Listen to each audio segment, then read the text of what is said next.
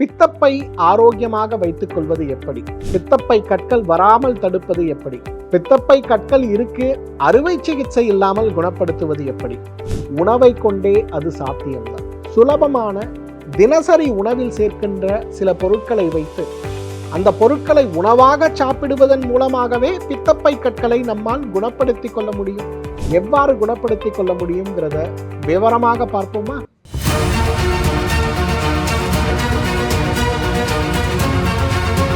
Doctor Srivarma's ஆரோக்கியமும் ஆன்மீகமும். உங்களுடைய வெல்னஸ் குருஜியுடைய அன்பான வணக்கங்கள். உணவு, நீர், காற்று, தூக்கம், உடல் சுத்தி, மனோசுத்தி, ஆத்ம சுத்தி மற்றும் அபியாசம், இந்த 8 விஷயங்கள், 8 தூண்கள் ஆரோக்கியத்துடைய அடிப்படை. இதில் உணவு அப்படிங்கிறது முதலிடத்தில் இருப்பதற்கான காரணம், உணவிலிருந்து நமக்கு கிடைக்கக்கூடிய சத்து, பிராணவாயுவிலிருந்து நமக்கு கிடைக்கக்கூடிய சத்து, பிரபஞ்சத்திலிருந்து நம்ம எடுக்கக்கூடிய சத்து, இது மூன்றும் நம்ம உடம்பில் நாம் ஒருவரும் உருவாக்கக்கூடிய உயிர் சத்து. இதுதான் நம்முடைய ஆயுள், இதுதான் நம்முடைய ஆரோக்கியம். அதனால தான் உலகத்தில் இருக்கக்கூடிய எல்லா மருத்துவ முறைகளுமே உணவில் கவனம் எடுங்க, உணவே மருந்தாக பயன்படுத்துங்கன்னு சொல்கிறத பார்க்குறோம். அந்த வகையில் இன்றைக்கு பித்தப்பையை ஆரோக்கியமாக வைத்துக்கொள்வதற்கு நாம் உண்ண வேண்டிய உணவுகள் என்ன அப்படிங்கிறதை பற்றி உங்களோடு நான் இப்போ பகிர்ந்து கொள்ளப் போகிறேன். பித்தப்பை ரொம்ப முக்கியமான ஒரு உறுப்பு. பொதுவாக ஈரல் நம்ம உடலில் குறைந்தது 3-4 லிட்டர் வரை அமிலங்களை சுரக்கிறத பார்க்குறோம். இந்த அமிலங்கள் பித்தப்பைக்கு வந்து நம்முடைய உடலுடைய இயக்கம், உண்ணுகின்ற உணவுடைய தரம், அதில் இருக்கக்கூடிய கொழுப்பு, நார்ச்சத்து, மற்ற சத்துக்களை பொறுத்து இந்த அமிலங்களை வயிற்றுக்குள் அனுப்பி ஜீரண மண்டலத்திற்கும் அதில் இருக்கக்கூடிய உணவில் இருக்கக்கூடிய சத்துக்கள் முழுமையாக உடலில் சேருவதற்கும் உதவி செய்கிறத நம்ம பார்க்குறோம். அந்த வகையில் இன்றைக்கு பித்தப்பை அப்படிங்கிறது ஒருவேளை இல்லாமல் போகும்போது நிறைய ஜீரண மண்டல கோளாறுகளை நாம் சந்திக்க வேண்டியிருக்கும். துரதிர்ஷ்டவசமாக பித்தப்பையில் ஏற்படுகின்ற கற்களுக்காக பித்தப்பையை நீக்குகின்ற ஒரு அவல நிலை இன்றைக்கு இருக்கிறத நம்ம பார்க்கிறோம். நம்மில் நிறைய பேருக்கு மனதில் விதைக்கப்பட்ட ஒரு எண்ணம், பித்தப்பையில் கற்கள் ஏற்பட்டால் அதை அறுவை சிகிச்சை இல்லாமல் குணப்படுத்தவே முடியாது அப்படிங்கிறது தான். ஆனால் பித்தப்பை கற்களை ஆயிரக்கணக்கானோருக்கு நம்முடைய மருத்துவமனையில் அறுவை சிகிச்சை இல்லாமலேயே உணவை கொண்டு மிகப்பெரிய அளவில் குணப்படுத்தி இருக்கும். அந்த வகையில் பித்தப்பையை ஆரோக்கியப்படுத்தக்கூடிய உணவுகள் அப்படின்னு வரும்போது முதல் உணவே ஆப்பிள் தான். இன்றைக்கு ஆப்பிள் அப்படிங்கிறது இன்றைக்கு உடல் எடையை குறைப்பதற்கு அதற்கு இதற்கு என்று நிறைய உணவுகளாக சொல்லப்பட்டாலும் கூட என்னுடைய அனுபவத்தில் ஆப்பிளை விட சிறப்பாக பித்தப்பையை தூண்டி உள்ளே இருக்கக்கூடிய கற்களை நீக்குகின்ற ஒரு உணவு இருக்குமாங்கிறது கேள்விக்குறிதான். பொதுவாக என்னுடைய நிறைய நிகழ்ச்சியில் நான் இதை பற்றி பதிவு செஞ்சுருக்கேன். ஒரே ஒரு ஆப்பிள் காலை உணவுக்கு முன்பு, மதிய உணவுக்கு முன்பு, இரவு உணவுக்கு முன்பு ஆப்பிளாக சாப்பிடாம அந்த ஒரு ஆப்பிள் எடுத்தோன்னா அதில் 300 மில்லி வெந்நீர் சேர்த்து அரைத்து ஒரு பழச்சாறாக நாம் சாப்பிடும்போது அது ஈரலை தூண்டி, பித்தப்பையை தூண்டி, உள்ளே இருக்கக்கூடிய கசடுகளையும் கற்களையும் அழகாக வலியற்று வெளியேற்றி விடுவதை பார்க்க முடியும். பித்தப்பை கற்களால் அவதிப்பட்டு கொண்டிருக்கக்கூடிய ஒரு நபராக நீங்கள் இருக்கீங்கன்னா பெரிய அளவில் சிரமப்படாமல் சுலபமாக அதை குணப்படுத்துவதற்கு ஒரு மண்டலம் 48 நாட்கள் குறைந்தபட்சம் ஒரே ஒரு ஆப்பிள் வெந்நீரிட்டு சாறாக அரைத்து வடிகட்டாமல் அந்த ஆப்பிள் சாறு சாப்பிடுங்களேன். ஒரு மண்டலம் சாப்பிட்டு பிறகு ஸ்கேன் செய்து பாருங்கள், உங்களுடைய பித்தப்பை குறைந்து போயிருக்கும் அல்லது குணமாகி இருக்கிறத நம்ம பார்க்க முடியும். அந்த அளவுக்கு பித்தப்பையை மாற்றம் செய்து குணப்படுத்தக்கூடிய ஒரு பெரிய அருமருந்து எதுனா ஆப்பிள்னு நம்ம சொல்லலாம். ஆப்பிளை போலவே பித்தப்பையை குணப்படுத்தக்கூடிய, ஆரோக்கியப்படுத்தக்கூடிய, கற்களற்று பித்தப்பை சுரப்பிகளை சீராக்கக்கூடிய மற்றும் ஒரு மருந்து எதுனா பேரிக்காய் தான். இந்த பேரிக்காயை எவ்வாறு ஆப்பிள் நம்ம சாப்பிட்றோமோ அதே போல் தினசரி ஒரே ஒரு பேரிக்காய் 300 மில்லி வெந்நீரிட்டு அரைத்து அதை சாப்பிடும்போது அவ்வளவு வேகமாக பித்தப்பையில் இருக்கக்கூடிய கற்கள் மறைந்து போகிறத நாம் பார்க்க முடியும். பொதுவாக வாழைப்பழம் என்னதான் இன்றைக்கு மலச்சிக்கலை நீக்கக்கூடிய ஒரு உணவாக உலகம் முழுவதும் பயன்படுத்தப்பட்டு வருகின்ற ஒரு உணவாக வாழைப்பழம் இருந்தாலும் கூட வாழைப்பழத்துடைய செயல்பாடு பித்தப்பையில் அவ்வளவு நன்றாக இருக்கிறத பார்க்க முடியும். பொதுவாக நம்முடைய தமிழ் பாரம்பரிய விருந்துகளில் எண்ணெய் பலகாரங்கள், அறுசுவை உணவுகள், கொழுப்பு சார்ந்த உணவுகளை எல்லாம் கொடுத்த பிறகு கடைசியாக கொடுக்கக்கூடிய ஒரு வழக்கமாக வாழைப்பழமும் இருக்கிறத நம்ம பார்க்க முடியும். எவ்வளவு செரிக்க முடியாத உணவுகளை நீங்கள் சாப்பிட்டாலும் கடைசியில் ஒரே ஒரு வாழைப்பழம் சாப்பிட்டீங்கன்னா அது ஈரலையும் பித்தப்பையும் தூண்டி சுரக்க வேண்டிய அமிலங்களை சுரக்க வைத்து உள்ளே இருக்கக்கூடிய கழிவுகளை வெளியேற்றி உடலை ஆரோக்கியப்படுத்தி விடுவதை பார்க்க முடியும். அந்த அளவுக்கு வேகமாக உடல் ஆரோக்கியத்தை மீட்டு கொடுக்கக்கூடிய அருமருந்துகளில் வாழைப்பழம் ஒன்றாக இருக்கிறத நிச்சயமாக நம்ம பார்க்க முடியும். ஆரஞ்சு பழம், பொதுவாகவே ஆரஞ்சு பழம் பிடிக்காதுன்னு சொல்லக்கூடிய நபர் இந்த உலகத்தில் மிக குறைவு. அந்த அளவுக்கு விட்டமின் சி சத்துக்கள் மட்டுமல்ல, நார்ச்சத்தை பொதித்து வைத்திருக்கக்கூடிய பழங்கள்ல ஆரஞ்சு பழம் ஒன்று. ஆரஞ்சு பழத்துடைய மிகப்பெரிய ஒரு மருத்துவ குணம் செரிமான உறுப்புகளை சீராக்குவதும், வயிறு சுரக்கக்கூடிய அமிலங்களை சீராக்குவதும், ஈரல் பலத்தை அதிகப்படுத்துவதும், அதைவிட சிறப்பாக இன்றைக்கு பித்தப்பையில் இருக்கக்கூடிய கற்களை குறைப்பதும் கூடத்தான். பொதுவாக என்னுடைய ப்ராக்டிஸில் நான் ஒரு ஹோம் ரெமெடி எல்லாருக்கும் சொல்லுவேன். பித்தப்பை கற்கள் இருக்குன்னா 5 மில்லி எலுமிச்சை சாறு, 5 மில்லி ஆலிவ் ஆயில், 2 பல் பூண்டு அப்படின்னு நம்ம எடுத்துக்கொள்ளும்போது மிகப்பெரிய அளவில் பித்தப்பை கற்கள் குணமாகிறத பார்க்க முடியும். அதைவிட முக்கியமாக இன்றைக்கு அந்த பித்தப்பையுடைய ஆரோக்கியத்திற்கு வாரம் 1 முறை 2 முறை இதை சாப்பிட்டு வந்தாலே கற்கள் உருவாகின்ற வாய்ப்புகளும் குறையறத நம்ம பார்க்க முடியும். பப்பாளி பழம், அரை பழுத்த பப்பாளி பழம் போல பித்தப்பை கற்களை தூண்டக்கூடிய ஒரு அருமருந்து இருக்காங்கிறது ஒரு கேள்விக்குறி தான். அரை பழுத்த பப்பாளி பழம் போலவே இன்றைக்கு கிவி பழம்னு சொல்லக்கூடிய அந்த பழம் இன்றைக்கு பித்தப்பைக்கு ஒரு மிகச்சிறந்த அருமருந்து.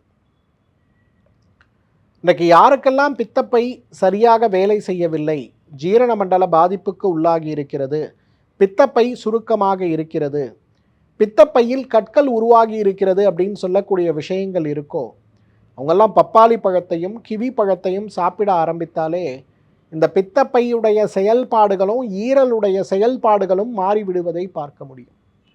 காய்கறிகளாக பார்த்தோம்னா கேரட் பித்தப்பைக்கு ஒரு மிகச்சிறந்த உணவு. பொதுவாக நம்ம உணவு முறைகளில் பார்த்தோம்னா பாரம்பரிய உணவு முறைகளில் சைவம் சாப்பிடுபவர்கள் ரொம்ப அதிகமான எண்ணெய் இருக்கக்கூடிய உணவுகளை சாப்பிடும்போது கேரட் பச்சடி அப்படின்னு சொல்லக்கூடியது உணவாக இருக்கிறத நம்ம பார்க்க முடியும்.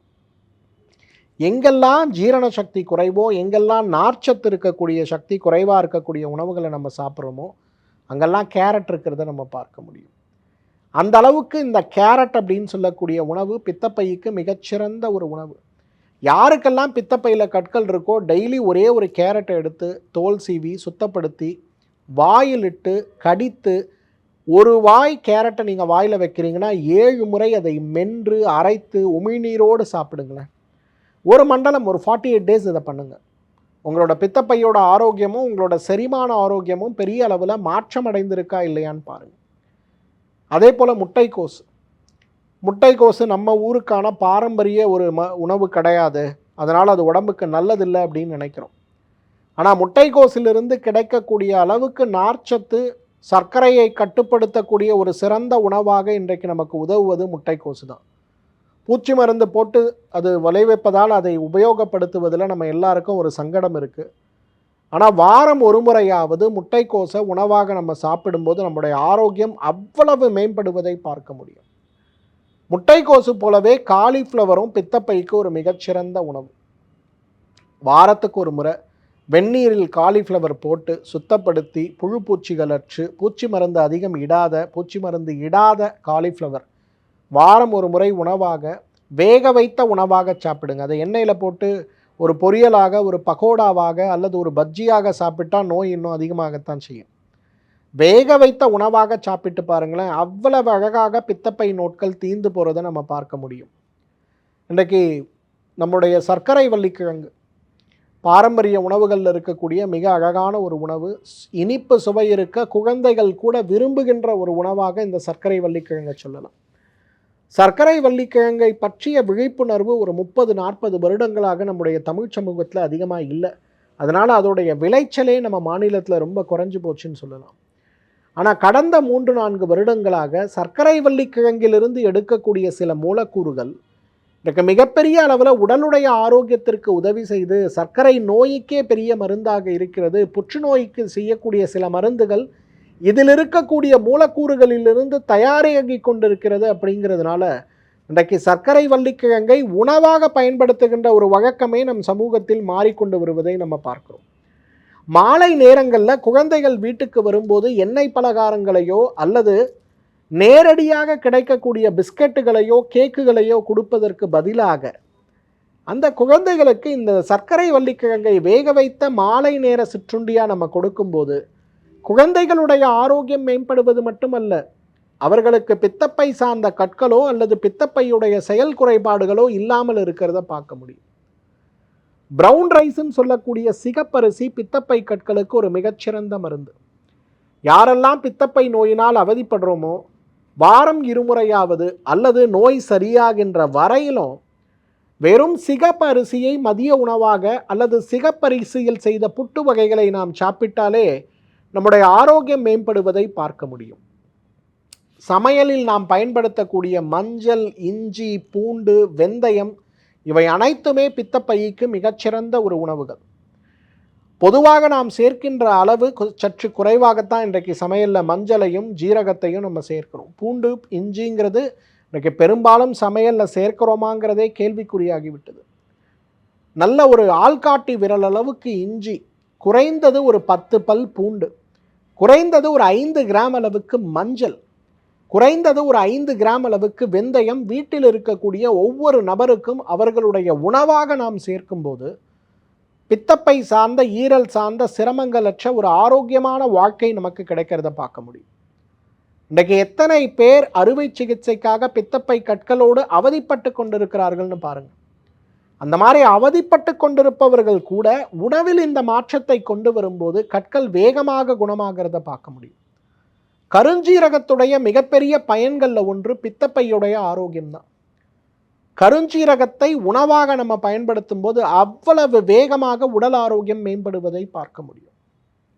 இப்போ நான் சொன்ன உணவுகளில் எல்லாமே நம்ம வீட்டில் சுலபமாக சமையலில் சேர்க்கக்கூடிய உணவாக சேர்க்கக்கூடியது தானே. இதில் பெரிய ஒரு கிடைக்காத விஷயங்கள் அப்படிங்கிறது ஒன்றும் கிடையாது. கிவி பழங்கள் சில நேரங்களில் கிடைக்கலாம், மற்றபடி எல்லா உணவுகளுமே நமக்கு கிடைக்கக்கூடியது தான். இப்போ இந்த உணவுகளை நம்முடைய பித்தப்பை ஆரோக்கியத்திற்காகவும் ஏற்கனவே ஈரல் பித்தப்பை சார்ந்த நோய்கள் நமக்கு இருக்குன்னா அந்த நோய்களை மாற்றுவதற்கான அருமருந்தாகவும் நாம் பயன்படுத்த ஆரம்பிக்கும் போது நம்முடைய ஆரோக்கியம் மிகப்பெரிய அளவில் மேம்படுவது மட்டுமல்ல, தேவையற்ற அறுவை சிகிச்சையை தவிர்த்து பித்தப்பை கற்களால் ஏற்படுகின்ற பலவீனங்களையும் வலிவேதனைகளையும் தவிர்த்து ஆரோக்கியமான வாழ்க்கையை ஆயுள் முழுவதும் நம்மால் வாழ முடியும். மீண்டும் மற்றொரு ஆரோக்கிய குறிப்போடு உங்களை சந்திக்கிறேன். அதுவரை உங்களிடமிருந்து விடைபெறுவது உங்களுடைய வெல்னஸ் குருஜி. நன்றி, வணக்கம். ஆயுர்வேதம் ஒரு பொக்கிஷம், நம் ஆயுள் நீட்டக்கும் அற்புதம். டாக்டர் ஸ்ரீவர்மாஸ் அறுவை சிகிச்சையில்லா குணம், இது ஆயுட்கால நிவாரணம். டாக்டர் ஸ்ரீவர்மாஸ் அனைத்து நோய்களுக்குமான குணம், அழகு தரும் மூலிகைகள், ஆரோக்கியம் தரும் மருத்துவர்கள்.